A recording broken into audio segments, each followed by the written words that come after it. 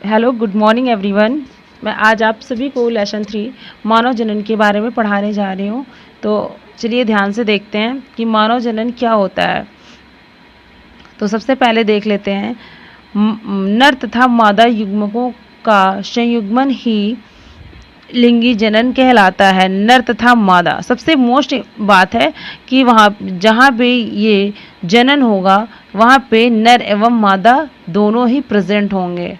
ठीक है, सबसे बड़ा रिप्रोडक्शन का यही क्लू है कि नर एवं मादा दोनों प्रेजेंट होंगे तो ही जनन होगा। ठीक है, चलिए आगे हम देख लेते हैं नर जनन तंत्र। नर जनन तंत्र क्या है? तो सबसे पहले हम एक बार बात कर लेते हैं थोड़ा सा जनन के बारे में, मानव जनन के बारे में, कि क्योंकि कुछ बच्चों को कुछ चीज़ें नहीं पता होंगी तो मैं बता दे रही हूँ।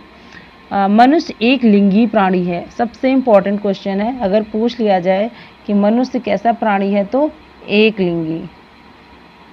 ठीक है, एक लिंगी। तो अर्थात नर और मादा जनन अंग अलग अलग प्राणियों में होते हैं। जिस मानव में नर जनन अंग होते हैं उन्हें हम पुरुष, तथा जिनमें मादा जनन अंग होते हैं उन्हें हम स्त्री कहते हैं। और पुरुषों एवं स्त्रियों को बाह्य लक्षणों द्वारा पहचाना जा सकता है, ये सबको पता है और आपने इन सब चीज़ों को क्लास 10th में पढ़ा होगा और शायद हमें इतनी डिटेल्स में जाने की ज़रूरत नहीं है। और हमारे पास कम से कम टाइम है, फटाफट आगे बढ़ते हैं ताकि हमारी 12th की तैयारी अच्छे से हो सके। तो चलिए देखते हैं नर जनन तंत्र। नर जनन तंत्र क्या है? इसमें वृषण पाया जाता है। सबसे पहला है, इसमें वृषण पाया जाता है। यह ग्रंथिल अंडाकार अंग है जो वृषण कोश में उपस्थित होता है। यह ग्रंथिल अंडाकार अंग है जो वृषण कोश में उपस्थित होता है। ठीक है, वृषण कोश का तापमान शरीर के तापमान से 2 डिग्री सेल्सियस से कम होता है। वृषण का अंतःस्रावी ऊतक टेस्टोस्टेरोन उत्पन्न करता है। सबसे मोस्ट इम्पॉर्टेंट क्वेश्चन है कि नर जनन तंत्र से कौन सा हार्मोन उत्पन्न होता है? तो टेस्टोस्टेरोन होगा, टेस्टोस्टेरोन।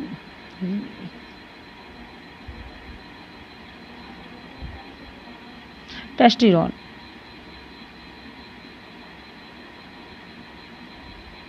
टेस्टोस्टेरोन। ठीक है, तो बहुत इंपॉर्टेंट क्वेश्चन है। या फिर ये भी पूछा जा सकता है कि वृषण में कौन सा हार्मोन उत्पन्न होता है? तो टेस्टोस्टेरोन, यही होगा। ठीक है, तो आगे चलते बढ़ते हैं। शुक्रवाहिनी। शुक्रवाहिनी क्या होता है? यह शुक्राणुओं का संग्रह एवं चालन करती है। इसमें शुक्राणु प्रेजेंट होते हैं। शुक्राणु सबसे इंपॉर्टेंट क्वेश्चन है। शुक्राणु या इंग्लिश में हम इसे स्पर्म कहते हैं, स्पर्म, इसे हम स्पर्म भी कहते हैं। तो शुक्राणु हमेशा मेल में ही बनते हैं, फीमेल में नहीं। ठीक है, ध्यान दीजिएगा, शुक्राणु हमेशा मेल में ही बनेंगे, जिसे हम स्पर्म भी कह सकते हैं। नेक्स्ट है मूत्र मार्ग। मूत्र मार्ग में देख लेते हैं क्या है मूत्र मार्ग। यह मोटी दीवार वाली पेशी वाहिका है जो मूत्र तथा वीर्य दोनों के गुजरने हेतु मार्ग होती है। यह शिशन के शीर्ष पर खुलती है। तो अब हो गया मूत्र मार्ग। जो हमें बाहर से चीज़ें दिखाई देती हैं, हम उनके पार्ट्स के नाम लिख के उनके अंदर हम तब डिटेल्स में बताते हैं, है ना। तो अब बात कर लिए मूत्र मार्ग की। आगे हम देखते हैं नेक्स्ट शिशन। शिशन क्या होता है? यह शुक्राणुओं के मादा जनन मार्ग में संग्रहण हेतु सहायक होता है, यानी कि मादा जनन में संग्रहित कर देता है। मादा जनन अंग मिलते ही उसमें डाल देता है, तो इसे हम शिशन कहते हैं। यह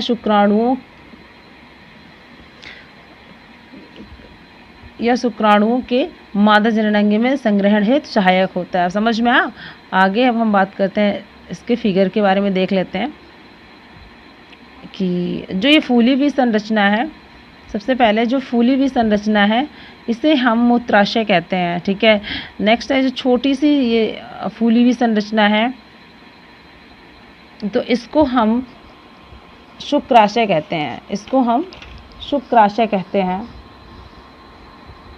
शुक्राशय में शुक्राशय तथा प्रोस्टेट ग्रंथियां एक क्षारीय द्रव स्रावित करती हैं। ये देखिए शुक्राशय यहाँ पे एक है, यहाँ पे प्रोस्टेट ग्रंथियां, ये दोनों क्या करते हैं, एक क्षारीय द्रव स्रावित करते हैं जिससे शुक्राणु जीवित रह सके। ठीक है, ये दोनों क्षारीय द्रव स्रावित करती हैं जिससे शुक्राणु जीवित रह सकें। और ये जो प्रोस्टेट ग्रंथियां हैं ना, सिर्फ और सिर्फ मेल में ही पाई जाती हैं, फीमेल में नहीं। तो इसको ध्यान रखिए आप सब। ठीक है, बहुत ही इंपॉर्टेंट क्वेश्चंस होते हैं। उसके बाद यहाँ पे देखते हैं शुक्रवाहिका होती है। यहाँ पे एक शुक्रवाहिका है और इसे हम वृषण कहते हैं। वृषण एक ही जोड़ी होती हैं, एक जोड़ी का मतलब दो हैं, एक इधर एक इधर, तो इसको हम एक जोड़ी बोलेंगे। ठीक है, ये होता है, ये है मेल रिप्रोडक्टिव सिस्टम। ठीक है, तो आप इस फिगर को बना लीजिए क्योंकि एग्जाम्स में इसके लक्षण तो कम ही पूछे जाते हैं बट इसका फिगर पूछ लिया जाता है, तो इसको ध्यान दीजिए। चलिए अब हम बात करते हैं मादा जनन अंग।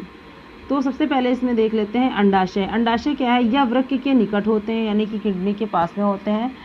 यह प्रोजेस्टेरोन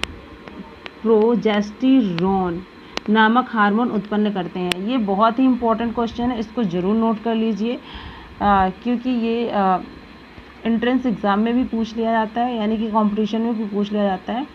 और ऐसे 12th वगैरह क्लास में ऑब्जेक्टिव क्वेश्चंस में ज़रूर पूछ लिया जाता है। तो अगर इसमें ये पूछ लिया जाए कि प्रोजेस्टेरोन नामक हार्मोन किस में उत्पन्न होता है, पुरुष में, स्त्री में, या इन दोनों में, या इनमें से कोई नहीं, तो इसमें आंसर हो जाएगा स्त्री में। ठीक है, यानी कि मादा में। अगर यही क्वेश्चन फिर से घुमा के पूछा जा सकता है कि प्रोजेस्टेरोन नामक हार्मोन कहाँ उत्सर्जित होता है, वृषण में, डिंबवाहिनी में, गर्भाशय में या अंडाशय में, तो इसका आंसर हो जाएगा अंडाशय में। अगर आपने पढ़ाई की है तो आप ज़रूर लिख लेंगे। ठीक है, आगे हम देख लेते हैं क्या है डिंबवाहिनी। डिंबवाहिनी क्या है, यह अंडाशय से गर्भाशय तक जाती है, या अंडाशय से गर्भाशय तक जाती है, या अंडों को ले जाती है। निषेचन केंद्र है, यहाँ पे निषेचन होता है, इसको हम निषेचन केंद्र कहते हैं। ठीक है, आगे नेक्स्ट बढ़ते हैं गर्भाशय। गर्भाशय क्या है, यह मूत्राशय के ऊपर तथा पीछे स्थित होता है। गर्भाशय के भ्रूण अपरा के द्वारा जुड़ा रहता है।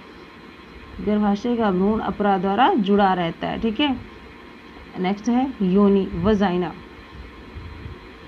तो यह मूत्र मार्ग तथा गुदा के बीच अग्रभाग में खुलती है।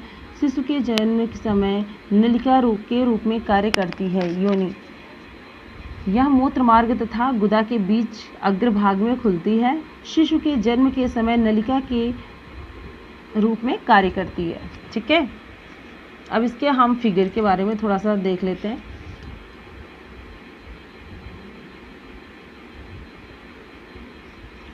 तो ध्यान से देखिए, ये दोनों तो हमारी किडनी है यानी कि वृक्क है। ठीक है, सबको पता ही है। उसके बाद हम यहाँ पे देखते हैं जो किडनी से दो लाइनें आती हैं, छोटी छोटी हैं दोनों साइड्स में, इसको हम मूत्रवाहिनी कहते हैं। ठीक है, और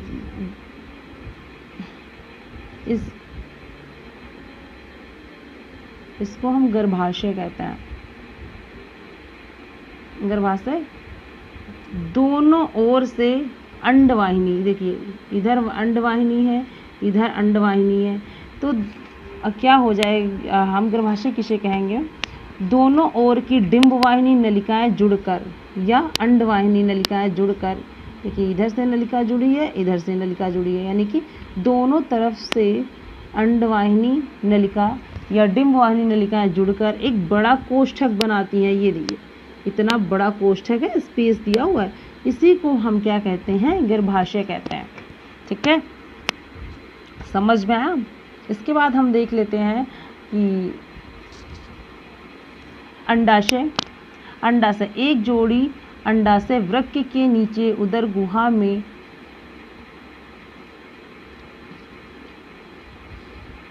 गुहा में पृष्ठ तल पर चिपके रहते हैं। ये देखिए, ये है अंडाशय। ठीक है, इसके बाद हम देखते हैं योनि। योनि क्या है? गर्भाशय एक छोटे कोष्ठक योनि में खुलता है, योनि द्वारा बाहर खुलती है।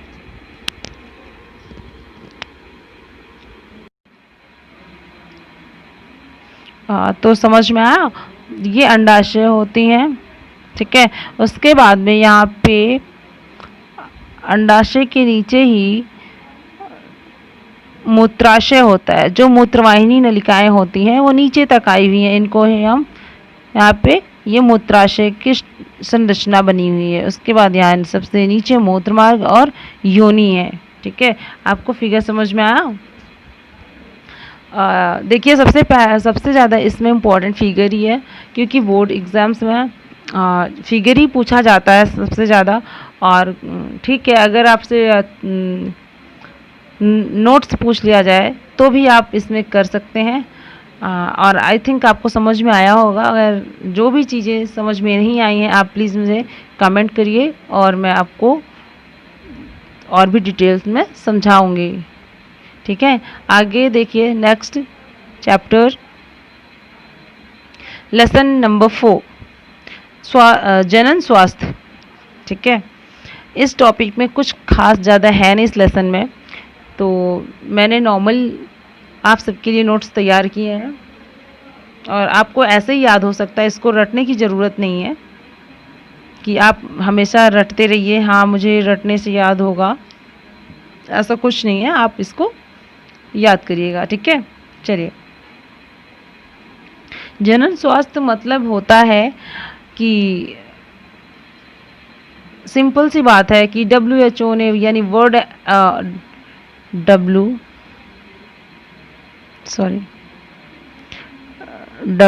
WHO वर्ल्ड हेल्थ ऑर्गेनाइजेशन, इसका फुल फॉर्म है वर्ल्ड हेल्थ ऑर्गेनाइजेशन, इसकी तरफ से भी है कि समाज इसके बारे में जागरूक हो और वो सामाजिक रूप से नियमों का पालन करें, इन सब चीज़ों का। ठीक है, तो चलिए देख लेते क्या है।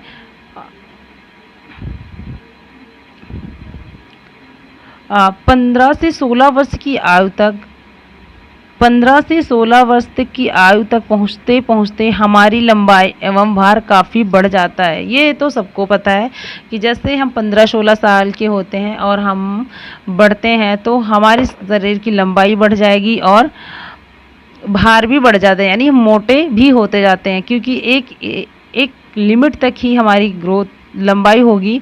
उसके बाद हम चौड़ाई में वृद्धि करने लगते हैं, यानी कि मोटापे में बढ़ने लगते हैं। तो इस आयु तक किसी व्यक्ति के शरीर में युवा अवस्था के आकार हेतु वृद्धि होती है, यानी कि जब तक वो युवा होता है तब तक उसके शरीर में वृद्धि होती रहती है। ठीक है, इसके बाद देखते हैं क्या है लैंगिक परिपक्वता। लैंगिक परिपक्वता एक क्रमिक प्रक्रम है तथा वह उस समय होता है जब शारीरिक वृद्धि भी होती रहती है। अतः किसी सीमा तक लैंगिक परिपक्वता का अर्थ यह नहीं है कि शरीर अथवा मस्तिष्क जनन क्रिया अथवा गर्भधारण योग्य हो गए हैं। ठीक है, यह एक मुख्य उत्तरदायित्व है। विवाह एवं संतानोत्पत्ति के लिए दबाव भी हो सकता है और इससे निम्न प्रकार की बीमारियां भी हो जाती हैं। और विवाह संतानोत्पत्ति का निर्णय लेने से पूर्व शारीरिक, आर्थिक आदि सभी पक्षों पर विचार कर लेना चाहिए।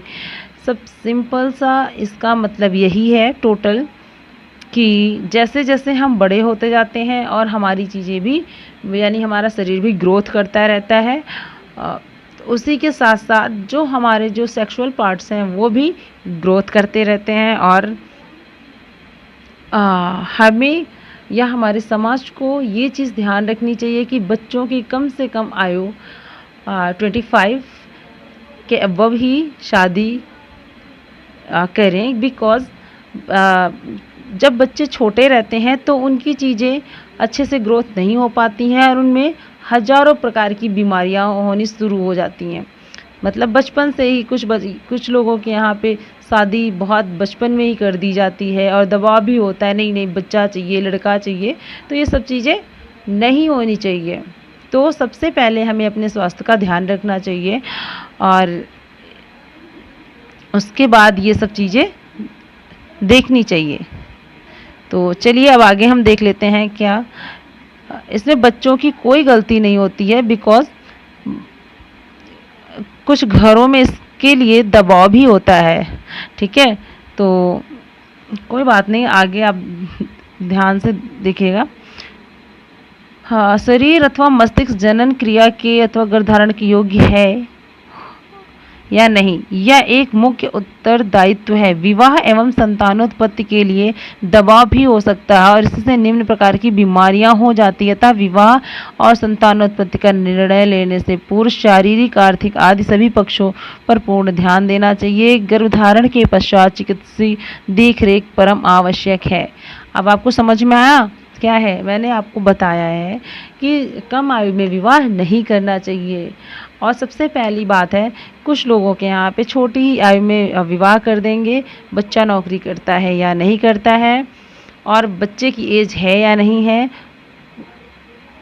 तो इनका कहने का मतलब है, जनन स्वास्थ्य का मतलब टोटली यही है कि पहले अपना स्वास्थ्य देखो और अपनी एज देखो और उसके बाद आप इसके योग्य होंगे। ठीक है, और सबसे मोस्ट इम्पॉर्टेंट है कि आप जो भी चीज़ें कर रहे हैं, संतानोत्पत्ति पर विचार करना है तो हमें चिकित्सीय देखरेख में करना चाहिए ताकि हमें बीमारियां ना हो सकें। और इसके बारे में आप और भी डिटेल्स में पढ़ सकते हैं, क्योंकि मुझे बस इतना ही ज़रूरी लगा तो मैंने इतना ही नोट्स बनाया है। तो आप सब जो भी आपको चीज़ें अभी भी लग रही हैं कि मैम मुझे नहीं समझ में आया, तो प्लीज़ आप मुझे बता दीजिएगा, मैं आपको ज़रूर से ज़रूर बताऊंगी। ठीक है, तब तक आप हमारा वीडियो देखते रहिए और पढ़ते रहिए। जो चीज़ें समझ में नहीं आई हैं उनको मैं दोबारा भी समझा सकती हूँ। ऐसा नहीं है कि मैंने एक बार पढ़ा दिया है तो मैं दोबारा नहीं पढ़ाऊँगी। जी बिल्कुल ऐसा नहीं है। आप जो भी पढ़ना चाहते हैं पढ़ सकते हैं और नोट भी कर सकते हैं। अगर आपको लगता है कि हाँ नोट करने लायक है तो आप ज़रूर नोट करिए और एग्ज़ाम की तैयारी करिए। ठीक है, तब तक हम नेक्स्ट वीडियो में मिलते हैं और तब तक हमारी वीडियो को लाइक करिए, शेयर करिए एंड सब्सक्राइब करिए। Thank you.